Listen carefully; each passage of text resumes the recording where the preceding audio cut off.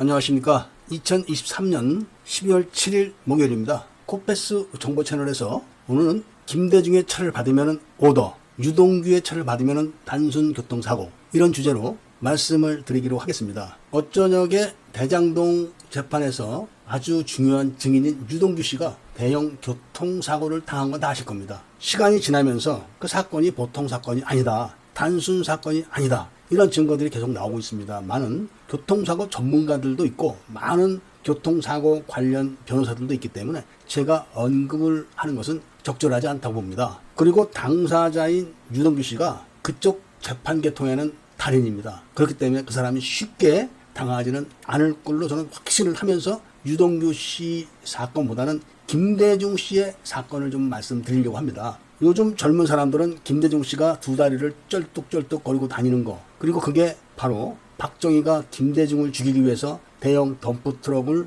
시켜가지고 들이받아가지고 김대중이 살아났고 다리만 못 쓰게 됐다, 이렇게 알고 있는 겁니다. 그 사건이 1971년도에 벌어진 사건이니까 나이 들은 사람들이나 어느 정도 알지 젊은 사람들은 자체를 모를 겁니다. 그리고 그런 사건이 벌어진 지 수십 년이 지나도 의문사 진상규명위원회, 무슨 단체, 정당 이런 데서 악착같이 물고 늘어지면서 김대중이가 암살을 당할 뻔했다, 그리고 그 다리가 증거다, 이렇게 지금 우기고 있는 것이지만 그 다리를 보면은 그들의 주장이 얼마나 날조된 건지를 알 수가 있습니다. 조금 전에도 말씀드렸지만 김대중은 자기 두 다리가 쩔뚝거리게 된 것이 그 덤프트럭이 자기 차를 들이받아가지고 옆에 탔던 사람들도 크게 다치고 뒷차는 죽고 자기도 못쓰게 다리가 된 거다, 이렇게 지금 주장을 하고 있는 건데, 그 김대중의 큰아들 김홍일이를 보면은 그게 얼마나 날조된 주장인지 알 겁니다. 그럼 김홍일이도 교통사고를 박정희가 시켜서 났습니까? 김홍일이도 두 다리를 못 씁니다. 그래서 미국에 가서 수술을 하고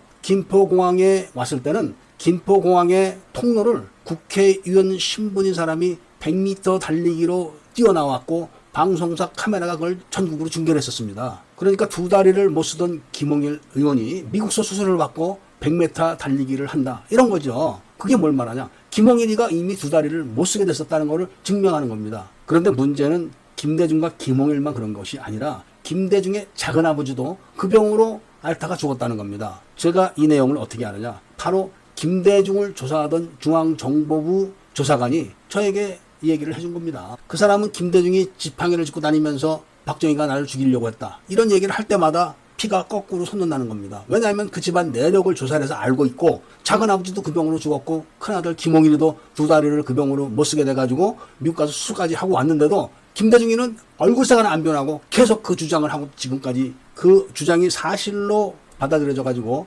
김대중이 동상에는 지팡이가 항상 있고, 김대중이 죽은 다음에는 그 지팡이가 지금 무슨 산신령 지팡이보다도 더 박물관에 지금 모셔져 있다는 겁니다. 제가 누굽니까? 바로 김대중이가 북한에 가서 김정일을 만나고 다시 남한으로 내려온 다음에 북한에 있는 휴민트들이 바로 영변에 핵실험을 했던 그 흑한사발, 그리고 핵기지 도면, 인근에 있는 화학기지 도면을 국정원으로 보내왔을 때 김정일이가 무서워서 바로 임동원 국정원장에게 절대로 그거 받으면 안 돼, 이렇게 지시를 해가지고 임동원 국정원장이 국정원 문을 걸어 잠그고 열어주지를 않은 겁니다. 그래서 제가 그 관련자들을 뒤에서 배후 조종을 해가지고 미국 CIA로 넘겼습니다. 그런데 미국에서는 그거를 이미 다 알고 있으면서도 한국의 국민들이나 정당, 정치 모든 관련자들이 북한핵 이야기를 할 때는 얼마나 가소롭게 보겠습니까? 뒷구녕으로 북한핵을 다 돈을 대주고 만들게 해놓고선 뒤로는 북한핵에 대한 이런 문제를 제기하고 비핵화 운동 어쩐 이런 얘기를 하는 것을 봤을 때는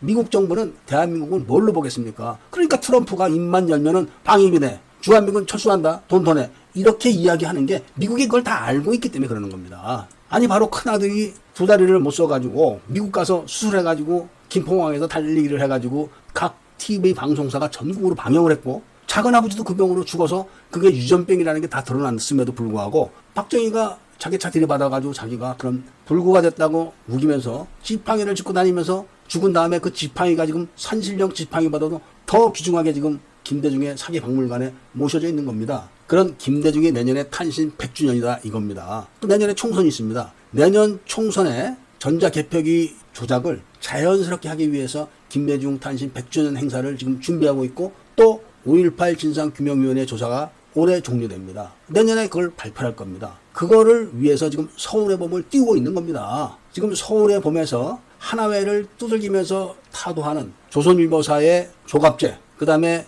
유영원이 이런 붉은 첩자들을 다 주목해 놓으십시오. 하나회 이야기만 계속하지만 청주캐는 치우자도 얘기를 안 합니다. 그리고 청주캐는 이미 한국 전쟁 때부터 그 이전에 있었고 6.25 때도 큰 활약을 했고 그리고 육군사관학교가 본격적으로 가동될 때부터 청주캐는 비밀 조직으로 있었던 겁니다. 이런 거는 싹 빼놓고 김영삼이가 하나회를 두들겨 잡을 때 청주캐도 같이 없앴다. 이렇게 해서 아예 취급도 안 하고 있지만 비밀 지하당이 겉으로 드러나 있는 청주캐 공식 조직만 없앤다고 없어집니까? 지금 대한민국의 정찰 위성, 통신 위성, 모든 1.3, 해군 구축함, KF-21 지금 모든 장비들이 다 엉망인 것이 바로 청주캐 회원들이 지금 활동하고 있기 때문에 그런 겁니다. 오늘 이야기는 바로 서울의 봄은 내년에 김대중 탄신 100주년 행사, 그리고 5.18 진상규명위원회 조사보고 활동, 그리고 총선, 요거를 위해서 지금 선전물을 공산주의자들이 띄우고 있다. 딱 공산주의 방식 아닙니까?